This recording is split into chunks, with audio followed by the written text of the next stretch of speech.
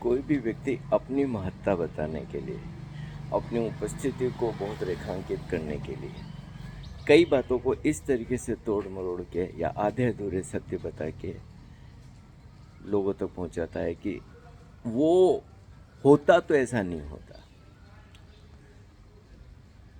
अभी कल ही मेरे को किसी ने व्हाट्सएप से एक पोस्ट भेजी है। एक सज्जन है जिनने लिखा कि जब उनने रिजॉर्ट छोड़ा उसके बाद ओशो टाइम्स बंद हो गया। अब किसी भी पढ़ने वालों को ऐसा लगा कि यार ये व्यक्ति इतना ज़्यादा महत्वपूर्ण था कि इसके बिना पत्रिका चल नहीं सकती थी, और जैसे ही ये सज्जन बाहर आए पत्रिका टाइम टाइम फिस। और फिर लोगों के तो उद्वेग आते ही हैं, और यही उद्देश्य है कि लोगों को उकसाया जाए हर बात के लिए। अब ये रिसर्च करने की या ये ढूंढने की कोशिश कौन करे कि क्या ये सच है कि नहीं है। उन सज्जन के रिजॉर्ट छोड़ने के बाद 9 साल तक अनवरत ओशो टाइम्स छपी, और बहुत खूबसूरत ढंग से छपी, बेहतर ढंग से छपी। क्यों कि एक व्यक्ति के चंगुल में वो पत्रिका नहीं रही। फिर एक मीटिंग बनी, भारतीयों की भी और विदेशियों की भी। डिजाइनर्स की मीटिंग बनी, फोटोग्राफर्स की कमेटी बनी, टेक्स्ट के लिए जो ढूंढने वाले उनकी कमेटी बनी, और जो भी इनपुट डाले जा सकते पर दुनिया भर से आने वाले लोगों की, और उनकी वीकली मीटिंग होने लगी। एक एक पेज पर काम होता था। महीनों पहले से तैयारी हो जाती थी एक एक इशू के लिए, उसमें कौन सा टेक्स्ट जाएगा, कैसी डिजाइनिंग होगी, कैसे उसके फोटोग्राफ होंगे, क्या क्या क्या क्या क्या क्या। और एक से एक बड़े बड़े विशेषज्ञ आए जिनसे सबको सीखने को मिलता था कि डिजाइनिंग में क्या किया जा सकता है, फोटोग्राफी में क्या किया जा सकता है, टेक्स्ट को कैसे किया जा सकता है। और सबसे बड़ी बात जो पत्रिका के लिए ओशो ने बोला था कि मुझे समसामयिक बनाओ, ये पत्रिका का मूलभूत काम है। जो ओशो बोल गए हैं, जो आज घटनाएं घट रही है, उसके संदर्भ में ओशो की बातों को लेके आना। वो कोई कॉपी पेस्ट नहीं होती, किताबों में भी लोग पढ़ लेंगे ओशो, वो बहुत सरल है। पत्रिका का काम ये है कि जो आज घट रहा है उसके बारे में भी जानकारी दी जाए कि ओशो ने समय रहते कैसे इन सब चीज़ों पे बोल दिया था। जैसे कि आज नई नई खोज आती है कि हंसना कितना महत्वपूर्ण है, तो भाई ओशो ने कितने साल पहले हंसने पे बोल दिया था, नृत्य पे बोल दिया था, कैथारसिस पे बोल दिया था, या ऐसी अनेक चीज़ों के ऊपर। तो ये काम था पत्रिका का, और ये होने लगा। नए नए काफ़ी सारे कॉलम आए। बेहतरीन में एक पत्रिका अगर कभी बनी पूरे ओशो के जीवन काल में तो वो 9 सालों में बनी, और उसके बाद अब यश ओशो बन गई। फिर अगर ऐसी ही पत्रिका ओशो टाइम्स की चिंता थी क्या ओशो टाइम्स पत्रिका चलती रहे और अच्छे से चलती रहे, तो फिर उसके कंपटीशन में दूसरी पत्रिका क्यों निकाली? क्योंकि ओशो ने तो स्पष्ट मना किया था कि भारत में पत्रिका सिर्फ आश्रम से या पुणे से निकलेगी। फिर दूसरी पत्रिका क्यों निकाली? क्योंकि ऐसा ओशो के बॉडी में रहते भी कुछ लोगों ने प्रयास किया पत्रिका निकालने का, तो रिजॉर्ट से या उसको कम्यून कहते थे, आश्रम कहते थे, तो मैसेज जाता था भैया नहीं, ये पत्रिका तुम नहीं चला सकते। और मैं गवाह हूँ, मुझे पता है किसी पत्रिका बंद करवाई गई थी। आगरा से भी एक निकलने लगी तो उस पत्रिका को बंद करवाया गया था, उसको तो कानूनन ढंग से बंद करवाया गया था। फिर पत्रिका क्यों निकाली? और दूसरी बात, क्या पत्रिका निकालने से जब ओशो जगत की 2 पत्रिकाएं आने लगी, एक तो एक पत्रिका थी, तो एक पत्रिका को रिसोर्सेस मिलते थे। डेफिनेटली पत्रिका बिना विज्ञापनों के नहीं चल सकती, तो विज्ञापन बढ़ गए, जो खरीदने वाले थे सर्कुलेशन पे असर हुआ। हर तरीके से ओशो टाइम्स का निश्चित रूप से ज़्यादा जोखिम भरा काम हो गया, क्योंकि ओशो टाइम्स बहुत बड़ी टीम के साथ, बहुत बड़े लाव लश्कर के साथ निकल रही थी। क्यों किया? फिर यह काम करना ही नहीं था। फिर उसके बाद में लगातार प्रोपेगेंडा करना, ये करना कि भैया कि वहाँ से तो सब गलत हो रहा है, हम सालों तक सही कर रहे थे, तो निश्चित रूप से ऐसा लोगों के दिमाग में आती है बात है कि क्या हो रहा था और क्या नहीं हो रहा था। उसके बाद जय शो शो शुरू हुई। 14 साल जय शो शो को चलते हो गए, और इतने लिमिटेड रिसोर्सेस में एक अकेला व्यक्ति एक कमरे में बैठकर उस पत्रिका को निकालता है, और बहुत खूबसूरत ढंग से पत्रिका निकलती है। 14 साल से अनवरत बेस्ट ढंग से यस ओशो भी प्रिंट होती रही और लोगों तक पहुंचती रही। हाँ, कोरोना काल में तो सारी पत्रिकाएं बंद हुई थी, तो यस ओशो भी डिजिटल हो गई। और देखो आगे के समय में क्या होने वाला है, ये भी एक संभावना है। तो लेकिन अगर एक रूप में देखा जाए तो पूना से तो एक मैगजीन अभी चल ही रही है, भले ही वो इंडिपेंडेंट चल रही है। फिर तीसरी चीज़ जो बहुत ज़्यादा महत्वपूर्ण है कि उसके बाद और लोगों ने भी पत्रिकाएं बनानी शुरू की। मैं जानता हूँ, अब नाम नहीं लेना चाहता ऐसी पत्रिकाओं के, लेकिन उनका भी असर तो आया ओशो टाइम्स के सर्कुलेशन पे और ओशो टाइम्स के प्रमोशन पे। तो वो चीज़ें सब देखनी पड़ेगी। सबसे बड़ी बात जो विचारनी है, जो सोचनी है, जो अच्छे से देखी जानी चाहिए कि भारत में बड़े बड़े पब्लिशिंग हाउस की जो बड़ी बड़ी पत्रिकाएं थी, समय के साथ सब बंद हो गई। क्या किसी को पता है कि धर्मयुग और साप्ताहिक हिंदुस्तान कैसे एक एक हाथ में होती थी? टाइम्स ग्रुप की पत्रिकाएं थी, दिनमान, सारिका, कितनी पत्रिकाएं बंद हुई। आज गिनी चुनी पत्रिकाएं चल रही हैं। जब बड़े बड़े पब्लिशिंग हाउस की पत्रिकाएं नहीं चला पाए तो इतने लिमिटेड कि संजय अकेला एक व्यक्ति एक कमरे में बैठ के उस पत्रिका को चलाता है, और उस पत्रिका के पीछे कोई बड़ा आदमी, कोई पैसे वाला नहीं खड़ा है जो किसी द्वेषवश या किसी अहंकार के झगड़ेवश अकूत संपदा लगाया जा रहा है क्योंकि कई तरह से पैसा आया जा रहा है। ऐसा कुछ ही नहीं है।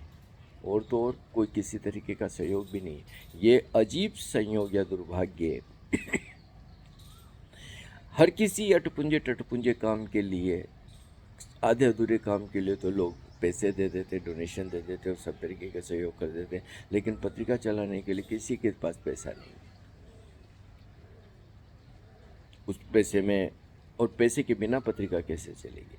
आज मान लो कि कोविड के बाद भी मैगजीन को, प्रिंट मैगजीन निकालना थोड़ा मुश्किल पड़ रहा है।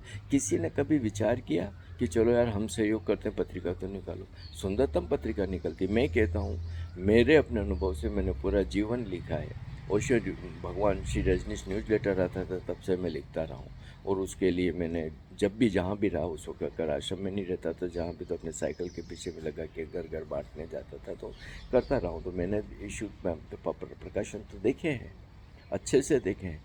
बेस्ट पत्रिका अगर पूरे ही जीवन काल में निकलती रही तो वो अब यस ओशो निकल रही है।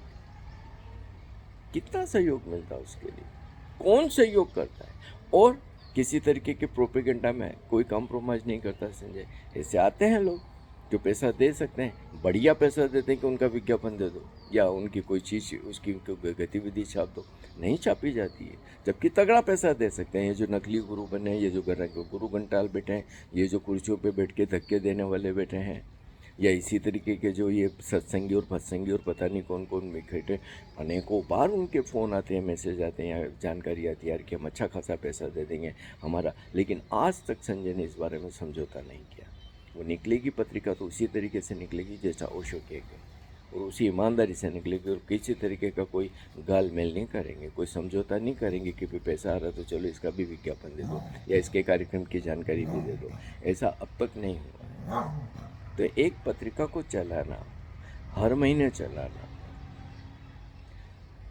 और बिना रिसोर्सेज के चलाना, मैं कह रहा हूँ कि बिना रिसोर्सेज के, कभी किसी ने ख्याल भी किया है कि कैसे ये पत्रिका चल रही है, किस तरीके से इस पैसे पे पत्रिका को चलाया जा रहा है? क्योंकि भाई जब चीज़ें बढ़ती हैं तो बढ़ती तो है। जब एक और पत्रिका आई तो उसने निश्चित रूप से ओशो टाइम्स के सर्कुलेशन पर असर डाला, और ऐसा तो हमेशा ना होता है। एक उपयोग की चीज़ अगर दो ब्रांड में छपने लगेगी तो उपभोक्ता तो उतने ही रहते हैं ना। अगर ओशो टाइम्स की ऐसी ही चिंता थी तो नहीं निकालनी थी पत्रिका, उसके कंपटीशन में पत्रिका को लाके नहीं खड़ा करना था। और उससे फायदा क्या हुआ? उससे फायदा क्या हुआ? निश्चित रूप से ओशो टाइम्स कमज़ोर होता चला गया, विशेष रूप से आर्थिक रूप से। ओशो टाइम्स को चलाना मुश्किल होता चला गया। अगर वो पत्रिका दूसरी पत्रिका कंपटीशन में नहीं होती तो ओशो टाइम्स कमज़ोर नहीं होती। लेकिन इन विषयों पे नहीं देखना है। 9 साल तक पत्रिका चलती रही, उस बात का जिक्र नहीं करना। ऐसे जिक्र कर देना कि बस मैं अकेला कर्णधार था, मैंने अकेले ने गोवर्धन अपनी उंगली को उठाया हुआ था, जैसे ही मैंने उंगली नीचे की गोवर्धन पर्वत धड़ाम से नीचे आ गिरा। ऐसा तो नहीं था। 9 साल चलती रही वो पत्रिका, और सुंदरतम ढंग से चलती रही, कंपटीशन करके भी चलती रही, क्योंकि दोनों पत्रिकाओं के सर्कुलेशन में बहुत बड़ा अंतर था।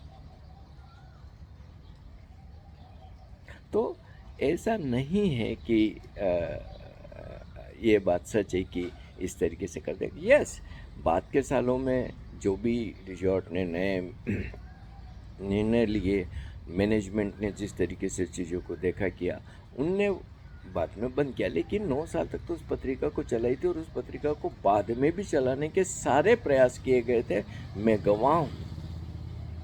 प्रयास तो सब तरीके को, और अच्छा खासा पैसा खर्च करके भी प्रयास किए गए थे कि ये पत्रिका चलती रहे। लेकिन चूंकि वो सब प्रयास इस तरीके से सफल नहीं हो पाए, तो उस पत्रिका को बंद करना पड़ा। लेकिन चूंकि संजय को ये था कि यार एक पत्रिका पुनः से चलती रहे, और जबकि निश्चित रूप से सालों से काम कर रहे थे, तो पता तो था कि भाई पत्रिका चलाना कोई इतना आसान काम नहीं, बहुत चुनौती भरा काम है।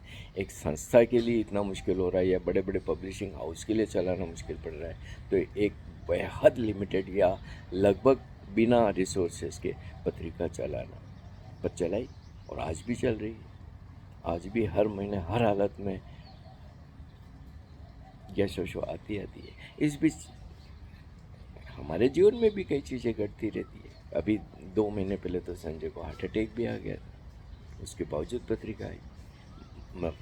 माता पिता की भी मृत्यु हुई, और भी चुनौतियाँ तो जीवन में आती है। एक अकेला व्यक्ति जब करता है और कोई सहयोग नहीं होता है, तो आसान तो नहीं होता है ना भाई। हर महीने टेक्स्ट निकालना, इंटरव्यूज़, तरह तरह के कॉलम बनाना, फिर उसकी डिज़ाइनिंग करना, उसके फिर जो दूसरी जितनी भी ज़रूरत की चीज़ें पड़ती है, ये इमेंस हार्ड वर्क होता है।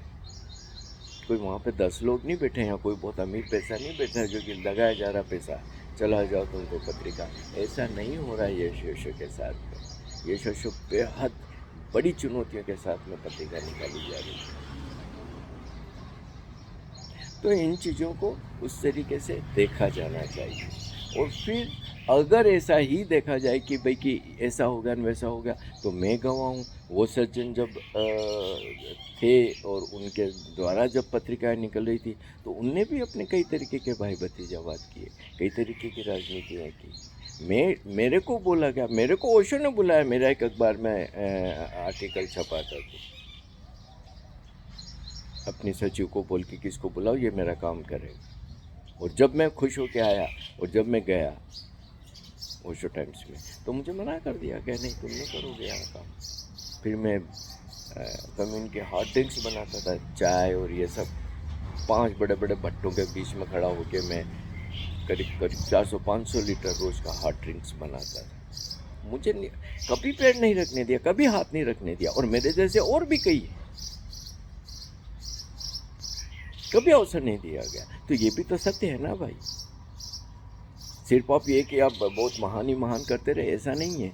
फिर आलोचनाएं करो और कमियां निकालो, और उस समय की कई तरीके की चीज़ों को लाओ, तो वो भी फिर कोई बहुत अच्छी नहीं है। आप बैठ के आज ये गलत हो रहा, ये हो रहा, वो हो रहा, ये सब करना बहुत आसान है, लेकिन तो पुरानी बातें भी लाई जा सकती है। मैं अपने अनुभव से ला के दे सकता हूँ। फिर क्या उस वक्त ये बात सच नहीं थी कि महीने के महीने लाखों रुपए लोग खा रहे थे, जाते थे ओशो टाइम्स, लेकिन पैसे ही नहीं देते थे। हर महीने का एक बहुत बड़ा नुकसान हो जाता था।